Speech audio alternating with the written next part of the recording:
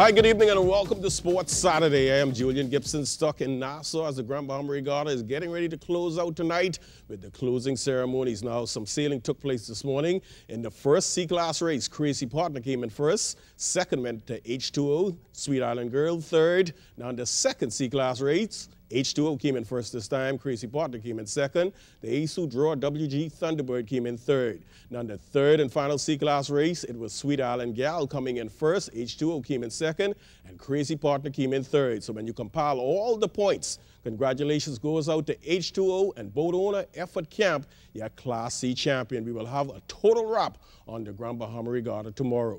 Well, from softball, the Wild Kittens, the defending champions, have been struggling all year without their star pitcher, Mary Edgecombe Sweeting. So when do they expect to have Cruz back in the lineup, and what's taking us so long?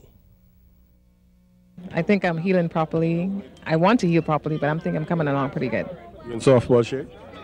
No, not softball shape as yet. I would love to be, but I can't do it right now. If you was to gauge yourself, where you are, 75%, 80%, 90%? I'll say about 75%. That is why I don't want to try and go on the field right now. I really have to heal properly, so that's why I'm sitting out. What exactly is the problem? Well, actually, I had surgery on my foot and my knee, and at the moment now, I can't really wear shoes. So that's my biggest problem, and then I can't really do no movements in terms of my knee. So I don't think it makes sense me going there to play when I'm not properly healed. But it really hurts my heart because I really, really want to play. Are you coming back for the postseason? Well, I can't say right now, but, you know, softball it's my love. It's something that I really love, and I think my health is really important right now. So I'm just going to sit out and watch, and hopefully, who knows what happens at the end of the day. Well, the New Providence Volleyball Association will start their 2011 season tomorrow afternoon at the Donald Davis Gym. Well, I think this season is going to be a relatively exciting one. Sunday games are a repeat of last year's championship, where at 3:30 the Scottdale Vixens, the defending champions, will take on the Johnson Lady Truckers. In the men's match that starts at 5 p.m., the defending champions, Scotiabank Defenders, will take on the Technicians. Now, both of these teams are loaded with national team players, so you could expect to see some really competitive, highly skilled volleyball action come Sunday. How many teams are you looking at in the ladies division and the men's division? Well, so far, I think we're going to have the same amount of teams. We're expecting 6 ladies and 5 men's team. And yes, the global economy has affected the local volleyball league. Sponsors were really hit hard this year, and as a result, there was a limited amount of teams. We have teams that expressed an interest in competing in this year's season, but they're still trying to seek sponsorship. And from track and field, B3's boss Mike Sands told the media this week that the IAAF recognizes our strong coaching program in the Bahamas, and we might soon be rewarded. Bahamas is ready to receive, I have the application that I shared with you, is ready to receive an IAAF accreditation.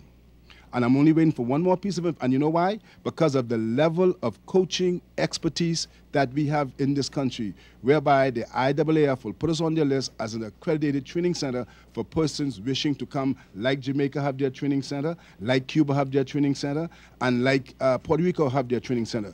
Those are the type of discussions that I and the treasurer and the delegate had with the IAAF.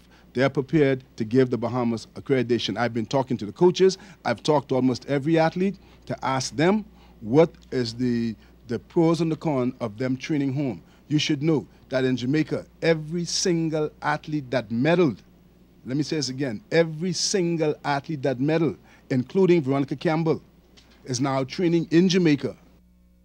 And finally, in sports, last night I caught up with retired Police Inspector Blakey Wright, whose brother, Vince Wright, passed away suddenly on Thursday. Blakey remembers forcing Vince off the Class C boat Lady Eunice this past August Monday Regatta in Black Point, Exuma. This year, the crew decided that they don't want it on the boat to sail. That was a tough decision. They said, we want to win this race for you, Vince. But when you get on the boat, you tell us what you want to do, and we don't want to do that, and we don't want to do this. And they say, we want to win this race for you, so We want you to go on another boat, watch your boat from a distance, look at it, see the magnificent thing that you have built. And she just came in first after sailing 6 miles for over an hour and a half. And that is one of the greatest things he have ever seen. We took away his radio set, we took away his telephone, and we told him that he is having no decision in that ocean race. And that is the last thing that I will remember with his great sailing skills. Well, that's all the time for sports on a Saturday. Once again, I'm Julian Gibson. Stay tuned. Another forecast is still to come.